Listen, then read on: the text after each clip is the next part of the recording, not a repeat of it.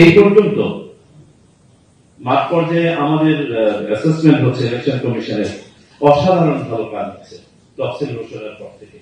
Unfortunately Dhaka শহরে একটা দুর্ভাগ্যজনক ঘটনা ঘটে যাওয়ার কারণে আমাদের এই মাঠ পর্যায়ের এত ভালো কাজগুলো সামনে আসেনি, সেইভাবে প্রতিফলিত হয়নি।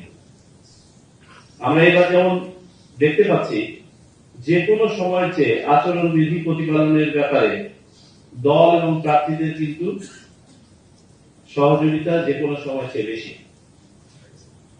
যে কোনো সময় চেয়ে এই ঘটনাগুলো ছাড়া, এই দুর্ভাগ্যজনক ঘটনাগুলো ছাড়া আইন শৃঙ্খলা পরিস্থিতি অপেক্ষাকৃত ভালো। সেদিন আইজিপি মহোদয় বলছিলেন গত রবিবারের দিনের মিটিং এ যে উনি স্ট্যাটিস্টিক্স দিচ্ছিলেন যে কোন নির্বাচনে কি পরিমাণ সহিংসতা হয়েছে, এবং আমরা দেখেছি কোন কোন নির্বাচনে 106 জন নিহত হয়েছে, বেশি অতীতে না, এই নিকটে। আল্লাহ সেদিক থেকে আমাদেরকে ভালো রেখেছেন, এটা হয়েছে আপনাদের ভালো কাজের জন্য, তা না হলে এখন আমরা অনেক খারাপ কিছু দেখতে পেতাম। সুতরাং let us build on our good things, good performance and our capability. আমাদেরকে সতর্ক থাকতে হবে যে খারাপ জিনিস যেগুলো, সেগুলো যেন আমাদেরকে বিঘ্নিত না করতে পারে। অনেক সময় হয় না, একটা ঘটনা অনেক ভালোকে ঢেকে দেয়। আমাদের শহীদ ওসমান হাদির ঘটনাটা ছিল সেই রকম।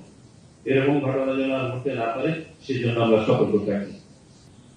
আমাদের পক্ষ থেকে মেসেজ হচ্ছে আপনাদের জন্য, you will have full support of the election commission in delivering your legal responsibility.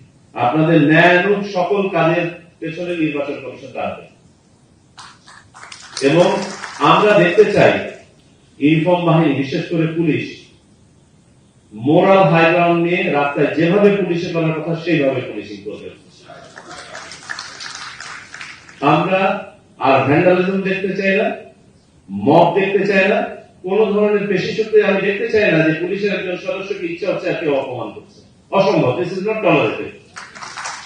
এবং you will have full support of the election commission. বদলি পদায়নের ব্যাপারে একটু কথা আসছে, ফিল ফ্রি, আপনাদের লোয়ার লেভেলে ছোটখাটো যেসব পোস্টিং আছে এগুলোতে আমরা ইন্টারফেয়ার করতে চাই। আমরা যে জায়গাগুলোতে আমরা জানতে চাই, বুঝতে চাই, ওসি এন্ড আলাপ, কারণ এগুলো নিয়ে কথা হয়, এগুলো নিয়ে কথা হয় পলিটিক্যাল পার্টি।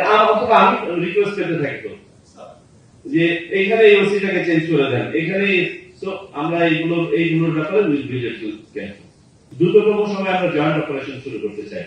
আপনারা জানেন গত রবিবারের দিন আমরা সকল বাহিনী প্রধান, ইনক্লুডিং সেনানো বিমান বাহিনী প্রধান, আলাদাভাবে সবার সাথে আমরা বসেছি এবং এই নির্দেশনাগুলো দিয়েছি। আমি এখানে আশা করবো আমাদের স্বরাষ্ট্র মন্ত্রণালয়ের অতিরিক্ত সচিব মহোদয় আছেন, দ্রুততম সময়ে স্বরাষ্ট্র মন্ত্রণালয়ের পরিপত্রটা জারি হওয়া দরকার। আজকের মধ্যে হলে খুবই ভালো, না হলে লেটেস্ট বাই টুমরো, কারণ বাহিনীগুলো প্রস্তুত আছে তাদের অপারেশনাল অর্ডার বের করার জন্য এবং মাঠে কাজ শুরু করার জন্য। আর জয়েন্ট অপারেশন পরিচালিত হবে এবং জয়েন্ট অপারেশনের কয়েকটা অবজেক্টিভ থাকবে, আপনারা নিজেরা আরো বের করতে পারেন। তার মধ্যে নাম্বার 1 অবৈধ অস্ত্র উদ্ধার, নাম্বার 2 সন্ত্রাসীদেরকে গ্রেফতার করা এবং আইনের আওতায় নিয়ে আসা, অন্ততপক্ষে এলাকা ছাড়া করা।